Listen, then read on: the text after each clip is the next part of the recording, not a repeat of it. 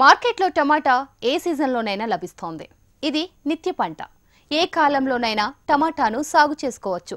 శీతాకాలంలో చేపడితే అధిక దిగుబడులు లభిస్తాయి. నీటి వసతి తక్కువగా ఉన్న డ్రిప్ ద్వారా ఈ పంటను సాగు చేసుకోవచ్చు. వ్యవసాయ అధికారుల సలహాలు, సూచనలు పాటిస్తే మంచి దిగుబడులు సాధించేందుకు దోహదపడుతోంది. మంచి ధరను రైతులు పొందే అవకాశమూ ఉంది.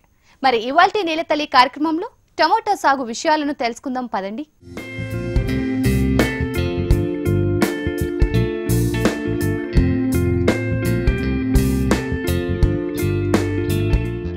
ఎలాంటి నేలల్లో టమాటాను సాగు చేయాలి? పొలాన్ని సిద్ధం చేసుకునే విధానాలేంటి? సాగుకు అనుకూలించే వాతావరణ పరిస్థితులేంటి? పంట దిగుబడిని పెంచే రకాలేంటో ఇప్పుడు చూద్దాం.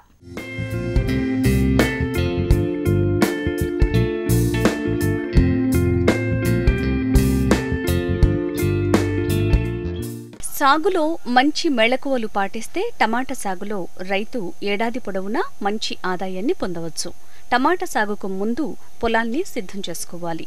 ఆఖరి దుక్కిలో ఘన జీవామృతాన్ని ఎకరాకు 200 కేజీల చొప్పున చల్లుకుని పొలాన్ని సిద్ధం చేసుకోవాలి. ఎకరం పొలానికి విత్తనాలను జీవామృతంతో విత్తన శుద్ధి చేసుకోవాలి. వీటిని ఎండ దగ్గరి నీడలో ఆరబెట్టుకోవాలి. దిబ్బ ఎరువు, వేపపిండి, ఘన జీవామృతాన్ని కలుపుకుని ట్రేలలో నింపుకుని నీడలో ఆరబెట్టిన విత్తనాలను తీసుకుని తర్వాత ముందుగా తయారు చేసిన ఎరువుతో కప్పేయాలి.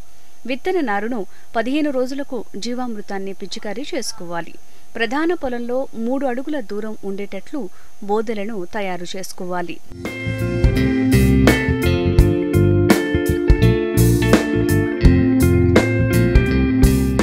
టమాటా పంటను ఏడాది పొడవునా అన్ని కాలాల్లో సాగు చేయొచ్చు.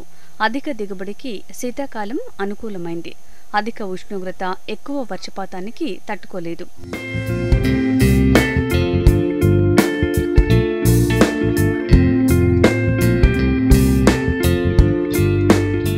బాగా నీరు ఇంకే బరువైన గరప నేలలు ఈ పంటకు అనుకూలం.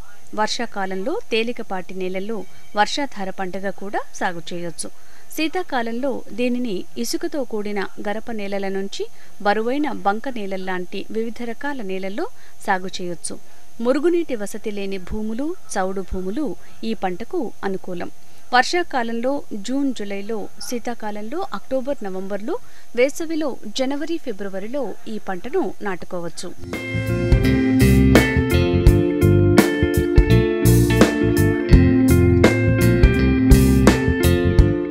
తొలకరి ఖరీఫ్లో వేసుకోవటానికి అర్క మేఘాలి, పూసా ఎర్లీ డ్వార్ఫ్, అలాగే ఖరీఫ్లో ఆలస్యంగా వేసుకోవటానికి పూసా రూబీ, అర్క వికాస్ రకాలు అనుకూలం. శీతాకాలంలో సాగు చేసుకోవటానికి Pusa Ruby, Pusa early dwarf, Arka Vikas, Arka Saurabh రకాలు అనుకూలమైనవి.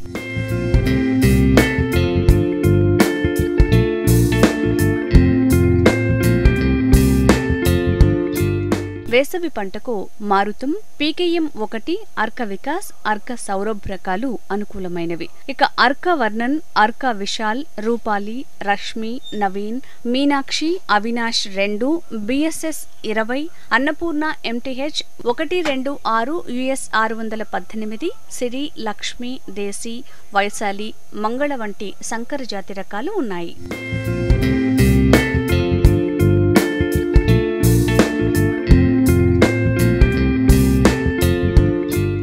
3 నుంచి 4 సార్లు నేలను దున్ని చదును చేసుకోవాలి.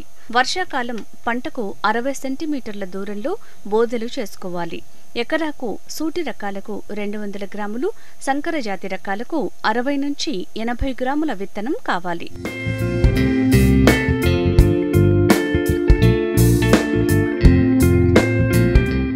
వర్షాకాలంలో 60 x 45 సెంటీమీటర్లు, శీతాకాలంలో 60 x 60 సెంటీమీటర్లు, వేసవిలో 45 x 30 సెంటీమీటర్ల దూరంలో నాటుకోవాలి. మొక్క నాటిన 30-35 రోజులప్పుడు గొర్రు లేదా గుంటకతో అంతర కృషి చేయాలి. పొలంలో కలుపు లేకుండా మొదటి 4 వారాల్లో అంతర కృషి చేయాలి. మొక్కలు ఎదిగిన తర్వాత వాటిని కదిలించకూడదు. భూమిలో తేమను బట్టి 7 నుంచి 10 రోజుల వ్యవధిలో నీరు కట్టాలి. వేసవిలో ప్రతి 5 నుంచి 6 రోజులకొకసారి తడి అవసరం ఉంటుంది.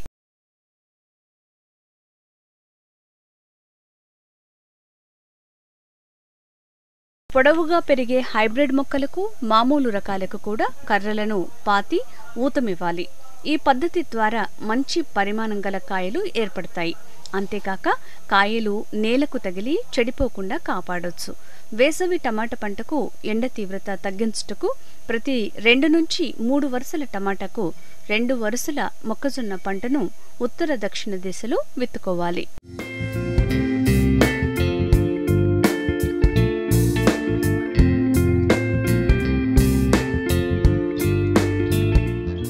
టమాటా సాగులో పంట మార్పిడి చేస్తే ఎండు తెగులను నివారించవచ్చు.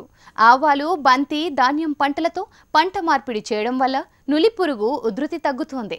వేసవిలో దుక్కులు దున్నుకోవడం వల్ల నేలలో నిద్రావస్థలో ఉన్న పురుగులు నివారించబడతాయి. పొలం చుట్టూ జొన్న లేదా సజ్జ పంటను అడ్డు పంటగా వేస్తే రసం పీల్చే పురుగుల ఉధృతి తగ్గించవచ్చు.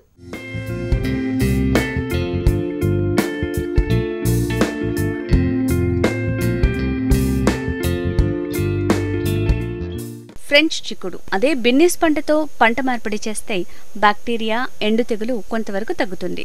ఆవాలు, బంతి మరియు ధాన్యపు పంటలతో మార్పిడి చేయటం వల్ల నులి పురుగుల ఉధృతి తగ్గుతుంది. వేసవిలో దుక్కులు లోతుగా దున్నటం వల్ల నేలలో ఉన్న నిద్రావస్థ దశలోని పురుగులు నివారించబడతాయి.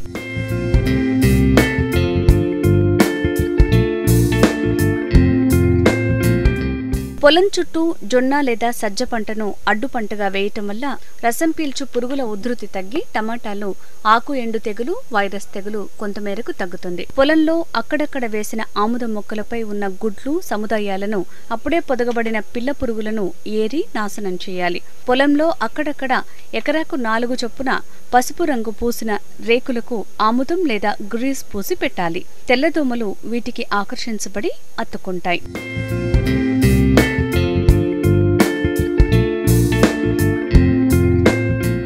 ఎకరాకు 4 లింగాకర్షక బుట్టలు పెట్టి శనగపచ్చ పురుగు, రబ్బరు పురుగుల ఉనికిని గమనించాలి.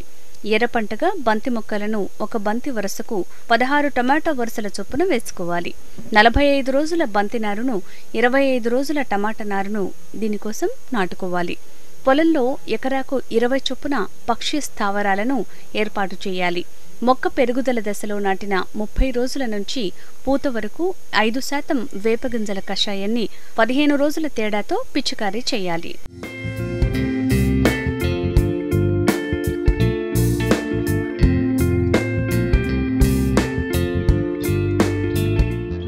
టమాటా సాగులో పందిరి విధానం రైతులకు ఆశాజనకంగా ఉంది.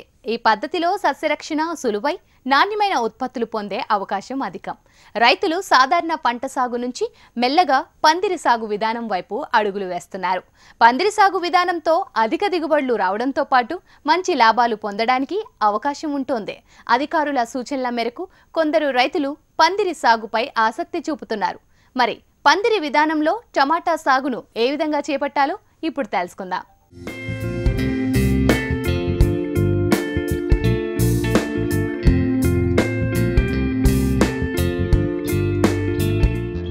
మామూలుగా చేసే సాగు కన్నా ప్రత్యేక విధానం ద్వారా పంటలు పండించి దిగుబడి సైతం అధికంగా పొందటమే కాకుండా లాభాలు కూడా పొందొచ్చు.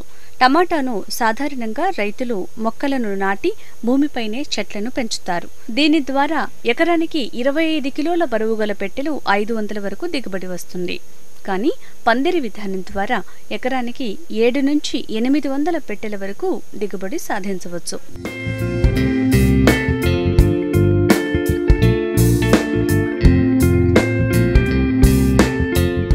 టమాటా పొలంలో బొంగుల కర్రలు పాతి వాటికి తీగలు కట్టి సాగు చేయటం ద్వారా ఖర్చు ఎక్కువవుతోంది.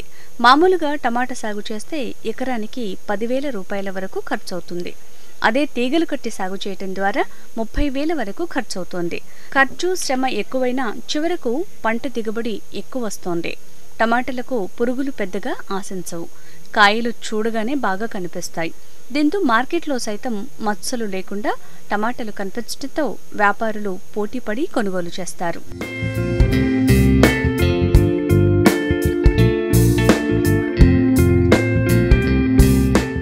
మామూలుగా భూమిపై పండించే టమాటాకు కాయలు కాసిన సమయంలో వర్షం పడితే తొందరగా కుళ్ళిపోతుంటాయి. కానీ తీగలకు కొమ్మలకు కట్టి సాగు చేయటం ద్వారా టమాటాలు వర్షం పడినా కుళ్ళిపోవు.